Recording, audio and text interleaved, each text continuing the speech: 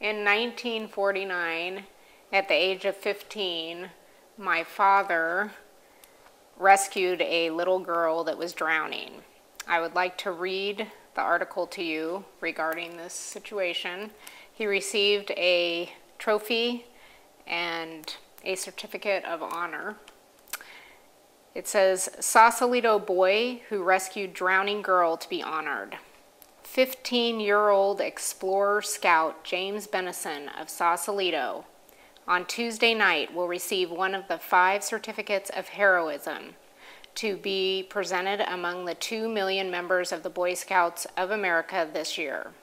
The high award will take place at 8 p.m. at the Central School in Sausalito as the spotlighted award before the regular District 1 Court of Honor. Young Jimmy's certificate is for rescuing 3-year-old Frances Moulton from the waters of San Francisco Bay at Sausalito on June 18th. The scout went through a hole in the dock through which the little girl had fallen. According to his mother, Mrs. J.A. Benison, who is very proud of his quick thinking, Jimmy tumbled into the water without taking off any of his clothing, ripping his clothing on a nail in the leap. Jimmy and some youngsters, including Patsy, Frances's 11-year-old sister, were playing near the dock. Patsy saw her sister fall and yelled for help. Jimmy immediately went into action. Mrs. Benison said when Jimmy came home, he said the infant's mother, Mrs. Lee Moulton, director of the Sausalito's Girls Club, praised him for his action and wanted to do something for him. Jimmy told his mother that it was award enough to have saved the girl. Jimmy is also an honor student at Tamalpais and is a member of the Honor Tea Society since October 29th. Yeah.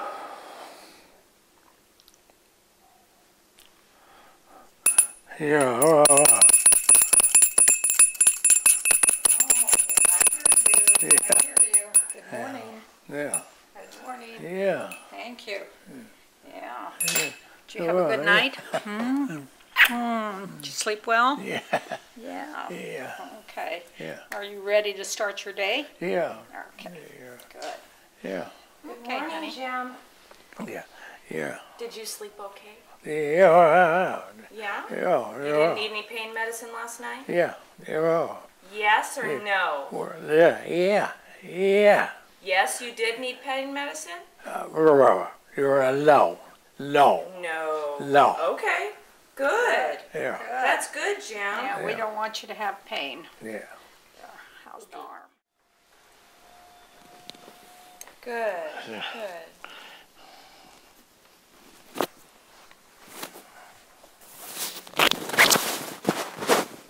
Thanks, Jim.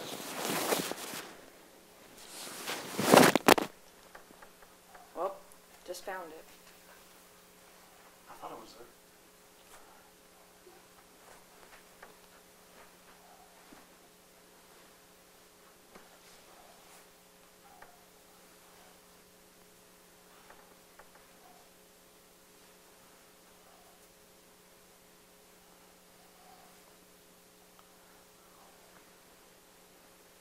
Thank goodness that's a slippery shirt.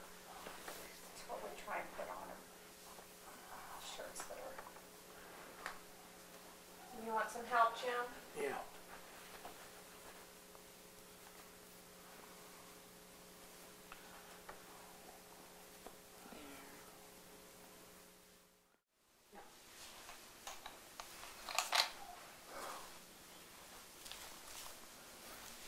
That lens is really wide. Good, Jim.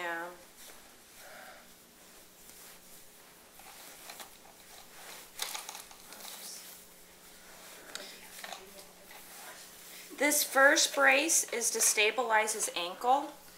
Because of some of the damage from the stroke, he has a drop foot, so he doesn't have the ability to keep the bottom of his foot up when he walks. So the brace stabilizes his ankle because his ankle is also really weak because of the stroke. And then the brace also keeps his foot from dragging. Before Jim's stroke, he was extremely independent and he was very, very active. So no matter what we do during Jim's progress, we try to do all we can to allow Jim to do the most that he can so he can eventually attain some level of independence. There you go.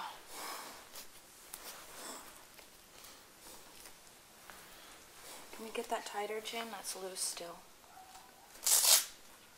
There we go. Can you scoot out to the edge? Oh, yeah, let's get your other shoe. Thanks, Jim.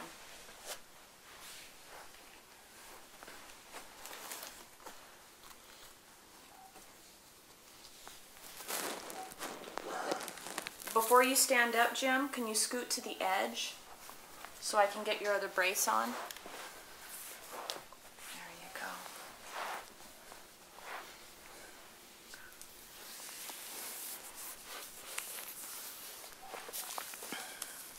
Good. Thanks, Jim. Go ahead and, if you can, maybe explain what this is for. This brace is to stabilize Jim's knee because he has real bad weakness in his right knee. Because his whole right side is somewhat paralyzed. And so he has gotten some of the muscles working, but in order to walk safely with assistance, he needs this brace to keep his knee from bowing out. And we're trying to avoid a knee replacement because that would be really, really difficult on Jim at this point.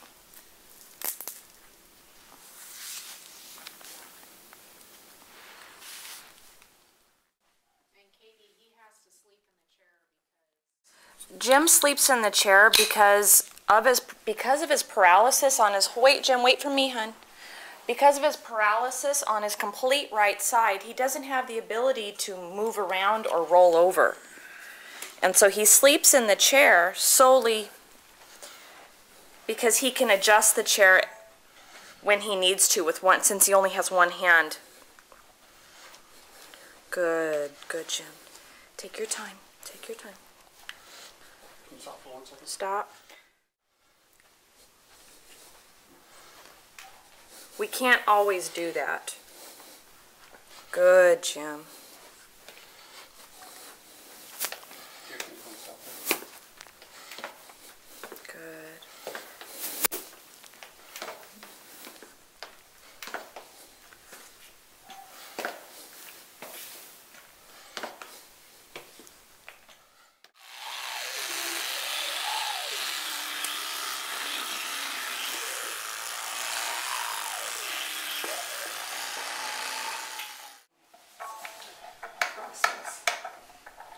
So, and as you can see, he's also doing everything one-handed, which most of us would never be able to adapt to doing. He also More? was right-handed. Also, we use the bib on him to help keep him clean. It saves Elizabeth a ton of laundry, and it's a capture of everything. Okay, let's start circling. Good, good, Jim. Use your cane for balance. Use your cane. Use your cane. Got that. There you go. Got your balance. Whoop, whoop. There. I know your poor arm is working you. Good.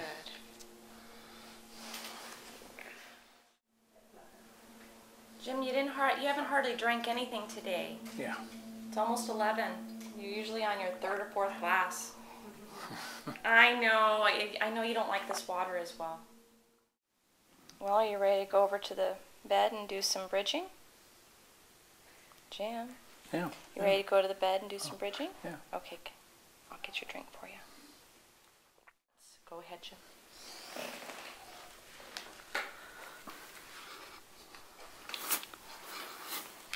Get a step. There you go. Good. Couple more. Right there. That's good, Jim. Turn. Sit down. That's too close, Jim. There you go. You can sit down whenever you're ready. There you go. Okay.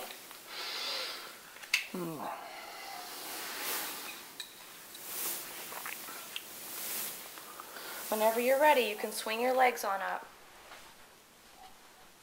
Here, hold on to me. Jim, first we're going to do your bridging.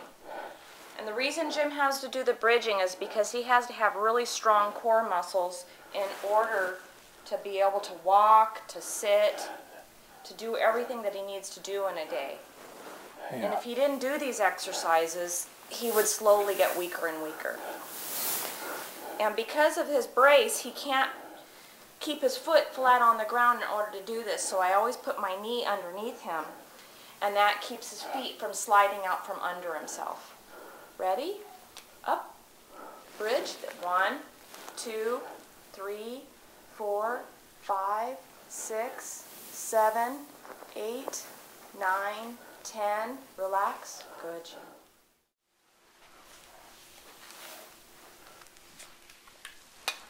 Watch your fingers. Watch your fingers.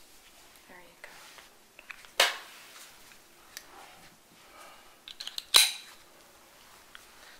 Let's adjust that leg one more time so it's where you need it. Yeah. Ready?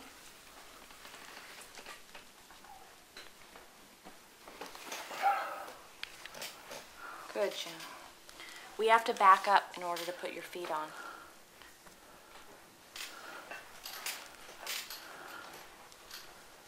Okay?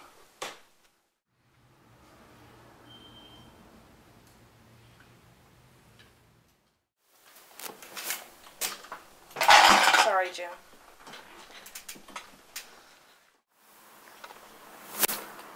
And so there's no way that Jim would be able to work his chair all the way up and down this driveway because it's too steep.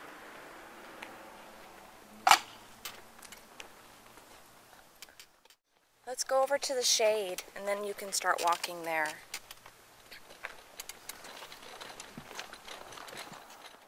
Okay, I got your cane. There. And, oh, Elizabeth was quick. And the mailbox is up there, so you can kind of get an idea of the distance. So Jim, do you see how your toes are coming up off the ground? There, let's get it out a little bit too. Drink.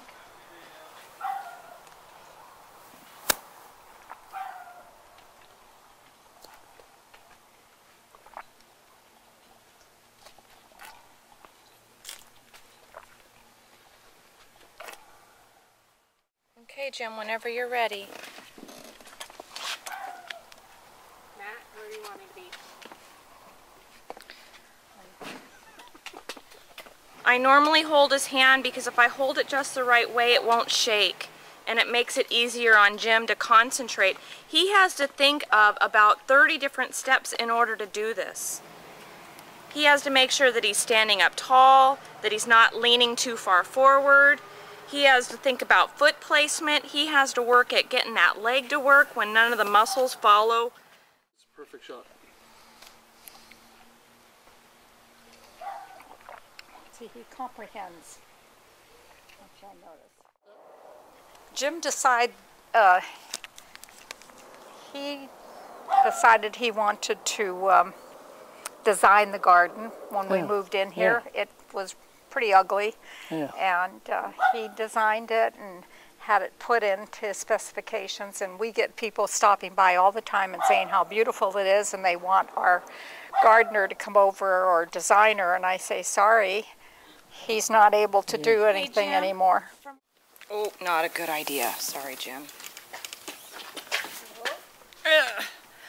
I didn't have enough muscle. Let me shut the door. I don't know what you're seeing, but I'm seeing nothing. Just do what you can. Okay, Jim.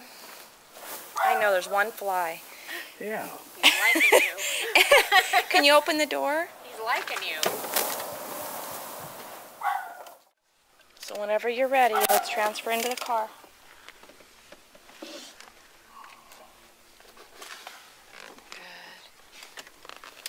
Good.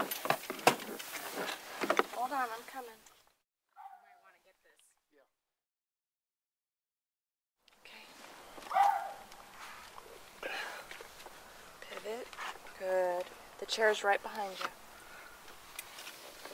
Good, Jim. Yeah.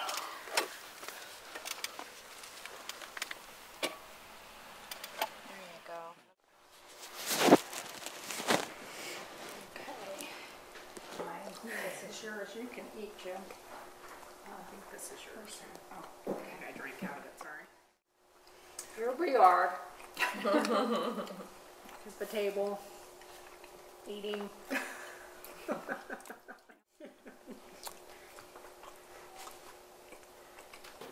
Put it in your mouth. Yeah.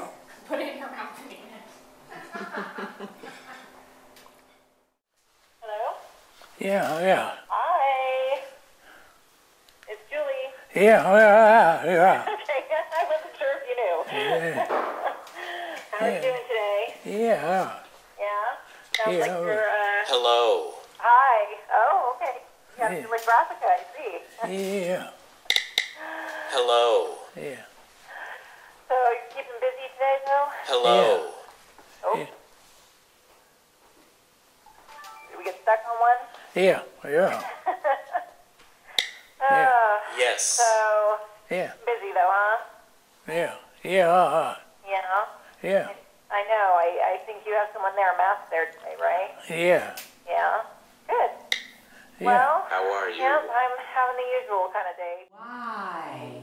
No, not wow. It's why. Why? Keep your tongue down.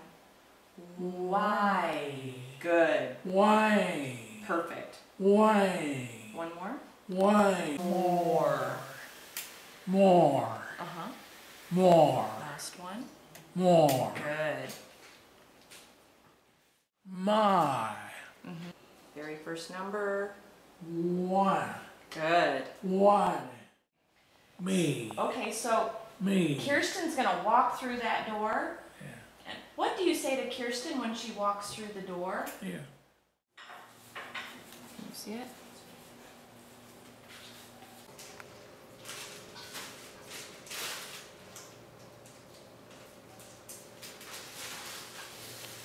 There's one letter before that one.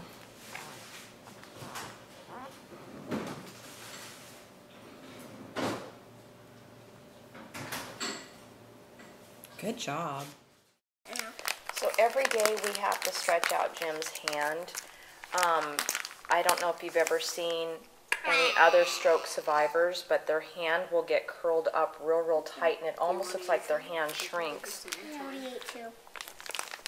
But we're hoping that someday Jim will regain use of this hand, and if we keep it in good working order, then if we keep stretching it out and massaging it and keeping all the joints moving, that when he does, or if he does get use of his hand, that it'll be in good working order at that time.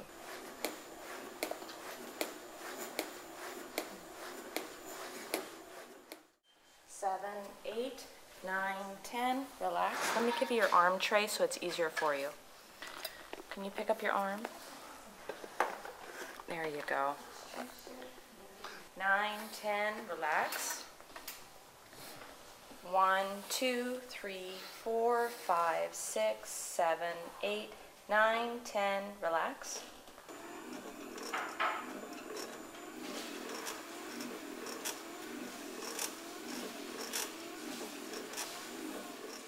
Okay, I'm Elizabeth Benison. I'm Jim's wife of almost 55 years. We were high school sweethearts. We have a lot of background. This is our family, our children and grandchildren, and their spouses. A trip that Jim planned to Greece. This is outside the villa that he rented. And we all had a wonderful month there being together. Family is the most important thing to us. And after Jim's stroke, our world came tumbling down because he was the center. He has always been the center of our family, doing everything for us. I've always had him to lean on, and so now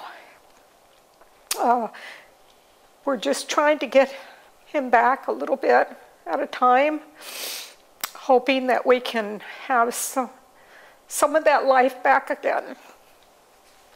He did everything for not only me and himself, but all our family and children and friends. He was the storyteller of the family. You always could find him in the middle in a party, keeping everybody laughing with his jokes and his stories. To this day, people, friends of his, say, I can't wait for him to talk again so we can hear some more stories.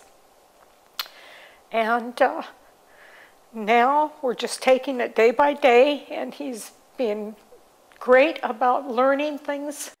My name is Kirsten Rivard, and I'm Jim's daughter. On April 4th, 2010, Easter Sunday, my father had a massive, debilitating stroke. It's affected my life because we don't get to do things together as much anymore that we used to do, that we loved. We can't speak the way we used to speak. We can't just have a simple conversation that we used to have. I miss hearing about the things that he used to talk to us about, the stories he used to tell us, the advice. I can't get the advice that he used to give me on a regular basis. This has also affected not only myself, but my children, my husband, who used to get along really well with my father. Mark Rivard my dad was a father that he never had. And we just think that this event has been really hard on us, but extremely hard on my father, too, because no one should have to do this at the end of their life. They should be able to enjoy it. He was a very active, just amazing person, independent, could do everything on his own, didn't need any help. My children, they do not get to sit with their papu anymore and have a conversation or read a book or share anything with him other than coming in and saying hello and, papu, and they don't get to go out to the park and do things with him. So it's been a very difficult time for all of us.